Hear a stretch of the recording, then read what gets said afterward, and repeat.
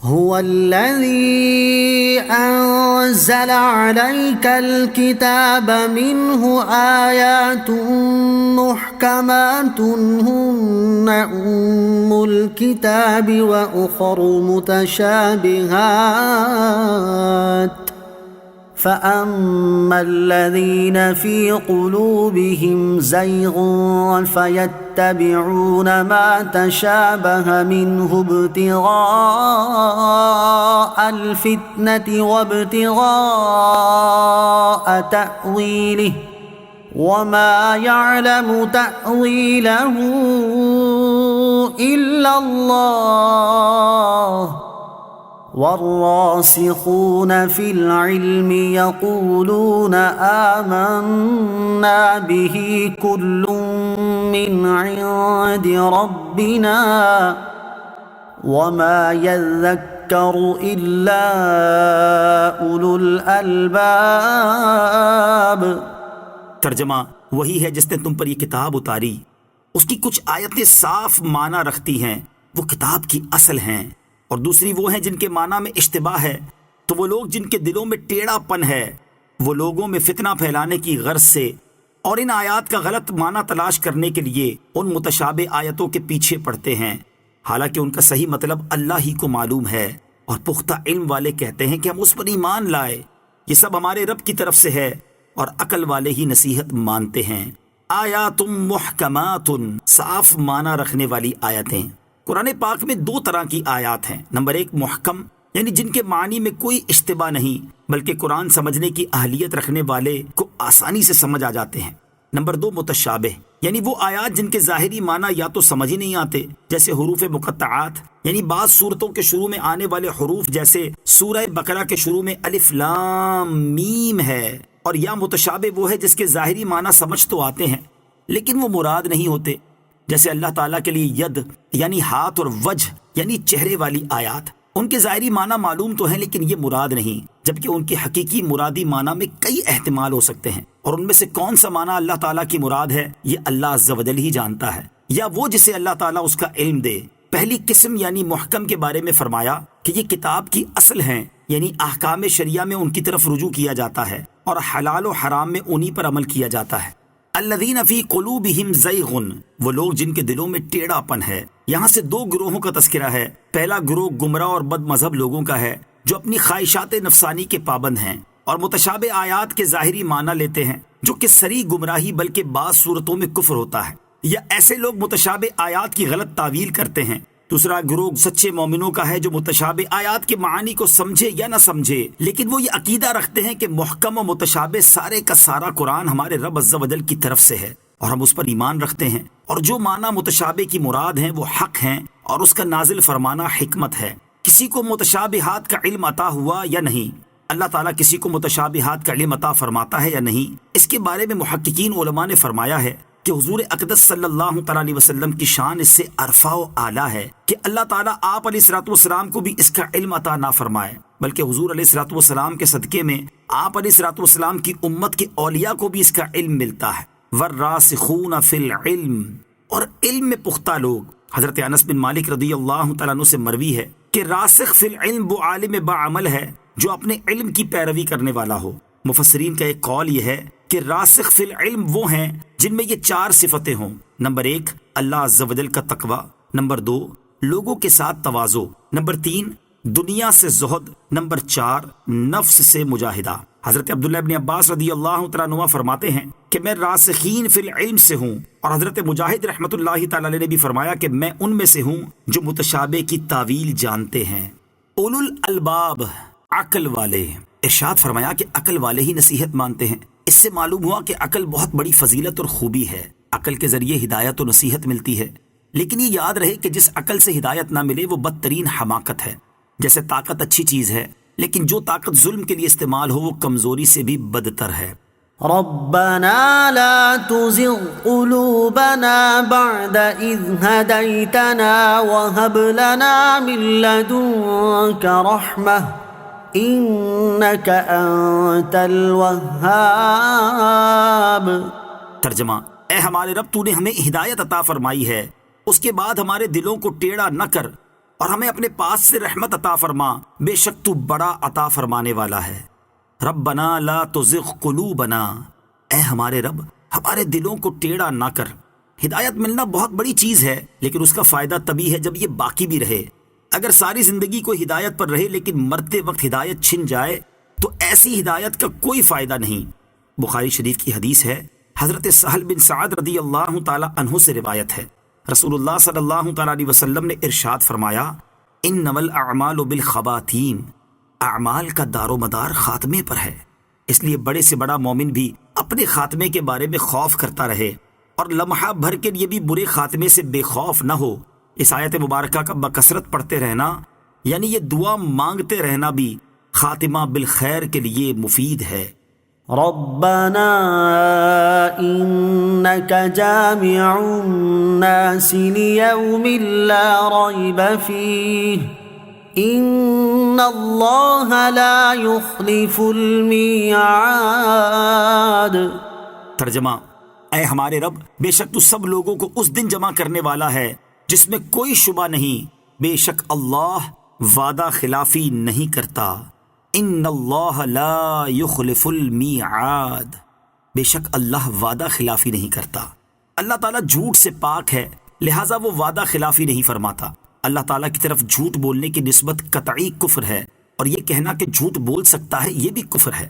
تفصیل کے لیے فتاوی رضویہ کی 15ویں جلد میں موجود اعلیٰ حضرت امام احمد رضا خان علیہ الرحمت الرحمان کی کتاب سبحان الصبوح اور دامان باغ سبحان الصبوح کا مطالعہ فرمائیں۔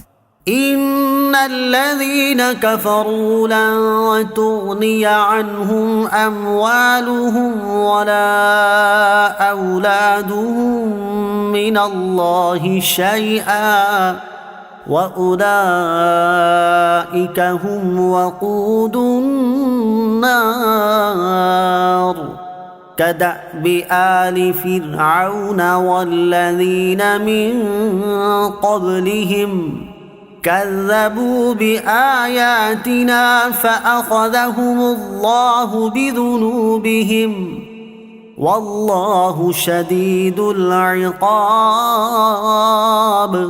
ترجمہ، بے شک کافروں کے مال اور ان کی اولاد اللہ کے عذاب سے انہیں کچھ بھی نہ بچا سکیں گے، اور وہی دوزخ کا ایندھن ہے، جیسا کہ فرعون کے ماننے والوں اور ان سے پہلے لوگوں کا طریقہ تھا۔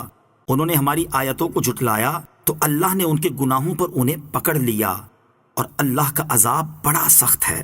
کدأب آل فرعون والذین من قبلہم، جیسا فرعون کے ماننے والوں اور ان سے پہلے لوگوں کا طریقہ تھا، یعنی نبی پاک علیہ الصلوۃ والسلام کے زمانے کے کافروں کا طریقہ ویسا ہی ہے جیسا فرعون کے ماننے والوں اور ان سے پہلے لوگوں کا طریقہ تھا، کہ انہوں نے بھی ہماری آیتوں کو جھٹلایا اور ان کافروں نے بھی ہماری آیات کو جھٹلایا۔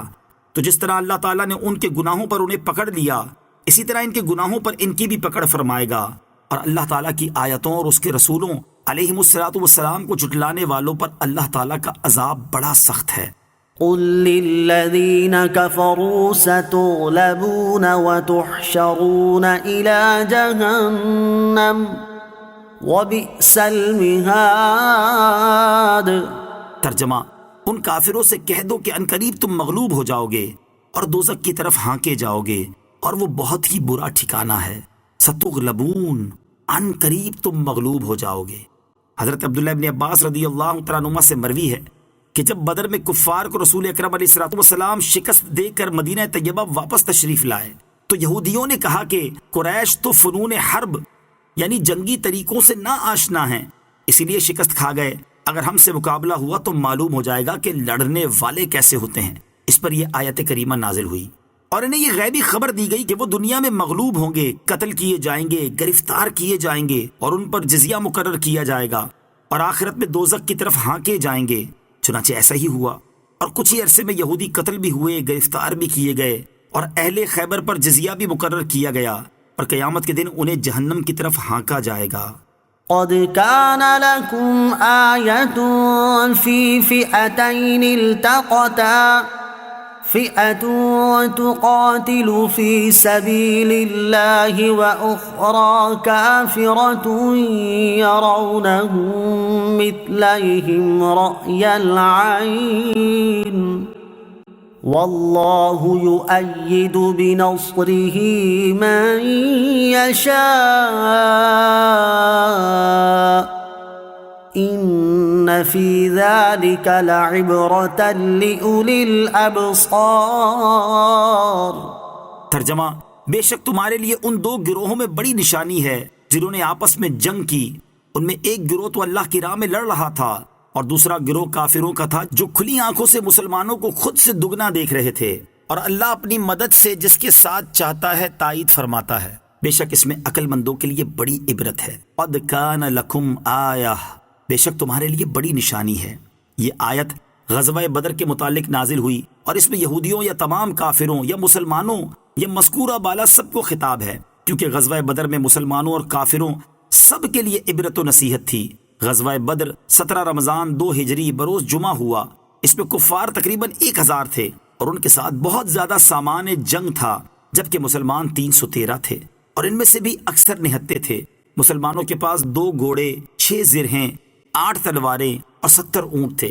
اس کے باوجود مسلمانوں کو کامل فتح ہوئی اور کفار کو شکست فاش۔ لہٰذا یہ فتح اللہ عز و جل کی نشانیوں میں سے بڑی نشانی ہے۔ یرونہم مثلیہم، وہ انہیں خود سے دگنا دیکھ رہے تھے۔ جنگ بدر میں اللہ تعالیٰ نے مسلمانوں کی کئی اعتبار سے مدد فرمائی۔ ایک تو فرشتے نازل فرمائے، دوسرا یہ ہوا کہ پہلے اللہ تعالیٰ نے مسلمانوں کی نظروں میں کافروں کو اور کافروں کی نظروں میں مسلمانوں کو کم کر کے دکھایا تاکہ مسلمانوں کا حوصلہ بڑھے اور کافر مسلمانوں کو قلیل دیکھ کر لڑائی کے لیے آگے بڑھیں اور مسلمانوں سے جنگ شروع کرنے میں بزدلی کا مظاہرہ نہ کریں۔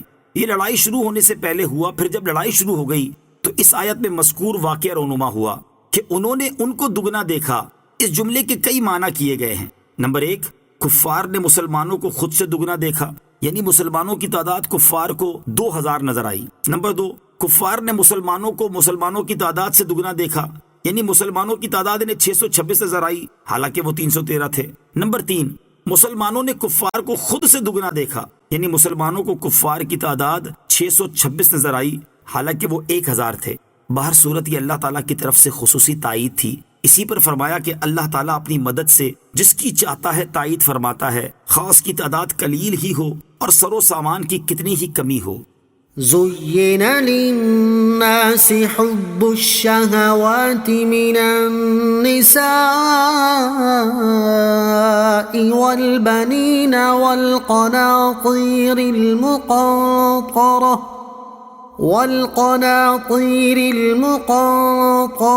من الذهب والفضة والخيل المسومة والأنعام والحرث ذلك متاع الحياة الدنيا والله عنده حسن المآب۔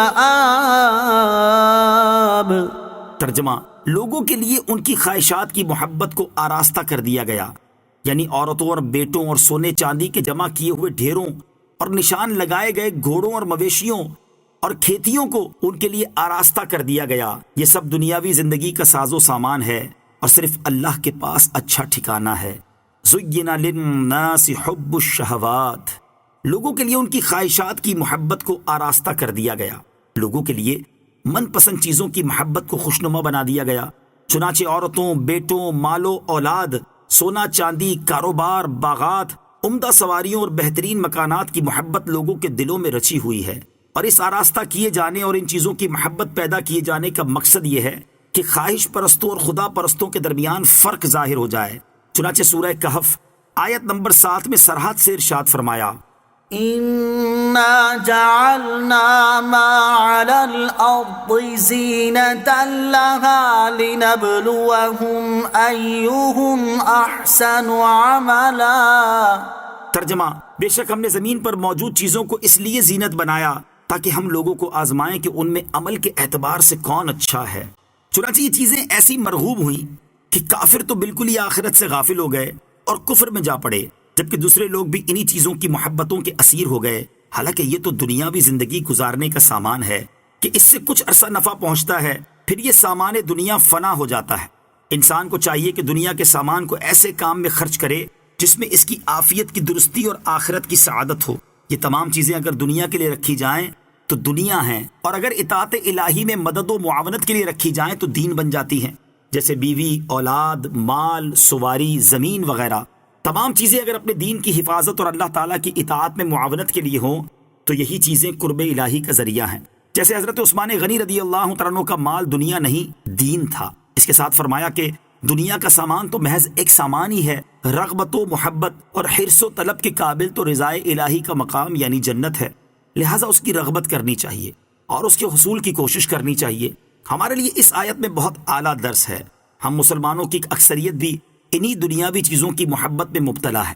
اہل خانہ اور اولاد کی وجہ سے حرام کمانا، مال و دولت کو اپنا مقصود اصلی سمجھنا، اسی کے لیے دن رات کوشش کرنا، بینک بیلنس بڑھانا، اپنے اثاثوں میں اضافہ کرنا، بہترین لباس، عمدہ مکانات اور شاندار گاڑی ہی تقریباً ہر کسی کا نصب العین اور مقصود و مطلوب ہے۔